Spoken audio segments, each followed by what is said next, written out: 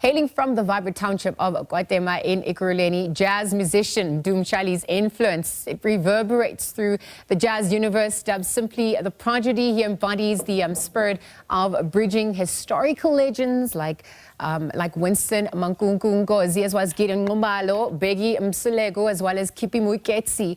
As obviously now with that fresh voice. And so he's a pianist, he's a composer, he's a producer, he's an arranger. Mdu crafts melodies that embody South Africa's music landscape, whilst also pushing the boundaries of jazz. And joins us this morning to chat a little bit further about his journey. So on that note, Mdu, good morning, welcome. Good morning, and good morning to the viewers. Mdu, you are known as the Prodigy. So obviously it's a huge title, but you have earned it. So I mean, if you look back at your journey and your influences, just some of the big names that I've mentioned there that have influenced you. Tell us how you've drawn inspiration from that in your own life. Yes. Thank you for having me. Mdu Mtshali is a pianist, like you said, arranger, producer, teacher as well, educator.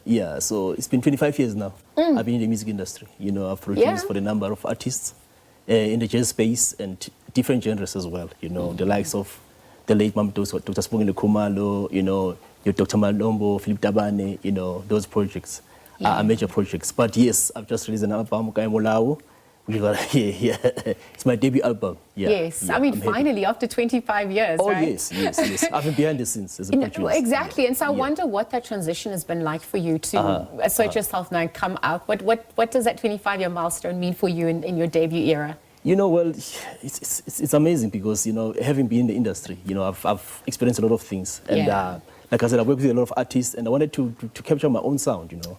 Not just release an album for the sake of releasing, you know. I wanted to capture my own sound and to come out with a different sound and to have a message as well.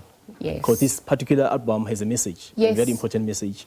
Please tell us about that message, because we're obviously looking at the creative process you undergo. There's challenges, but there's also feats, and this is how this offering comes. What does that message entail for you?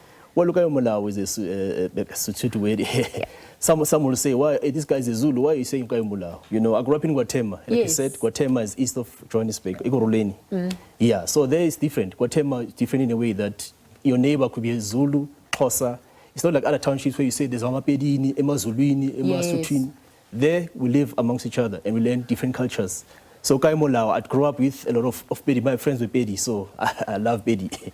So Kwa-Thema is like, where is the law to protect our children? GPV is a problem, you know, in our country. So gender-based violence must fall. So as a man, as an artist, I felt that I have to, you know, speak about this.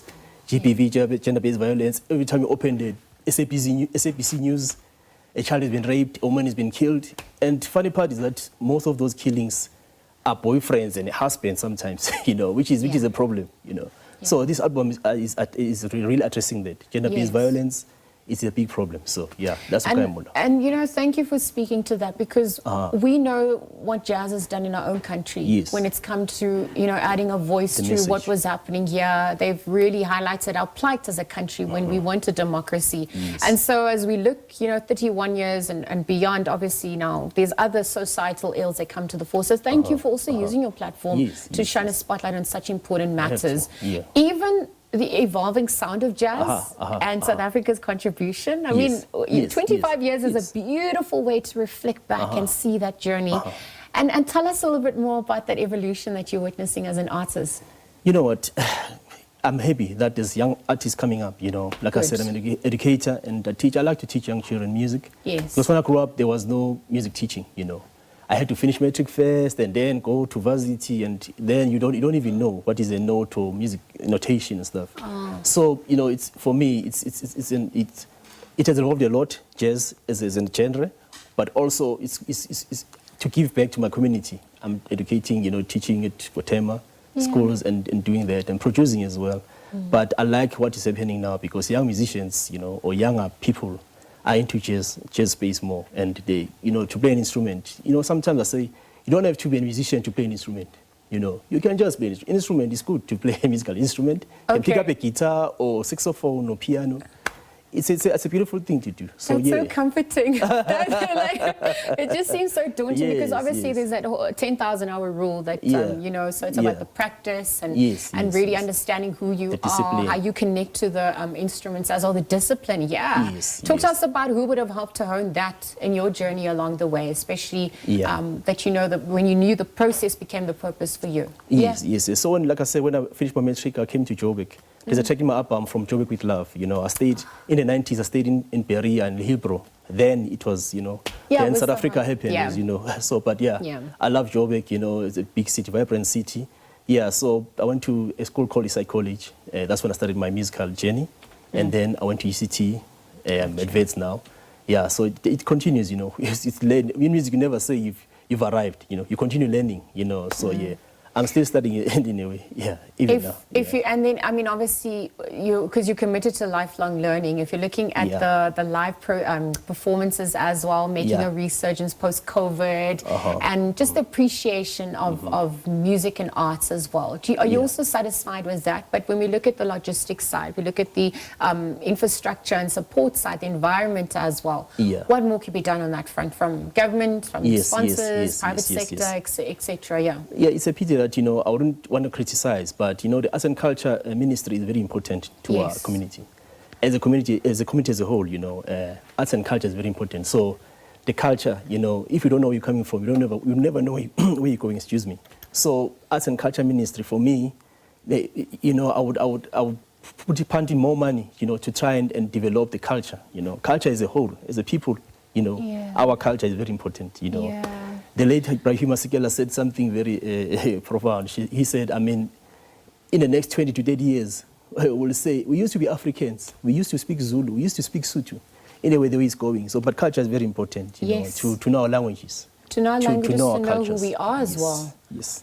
So. And so drawing on from the greats, like you mentioned Gideon Nxumalo, that obviously passed away. You got to work with them. Bro Winston, you managed to you know, get some inspiration there. You also had Bheki Mseleku.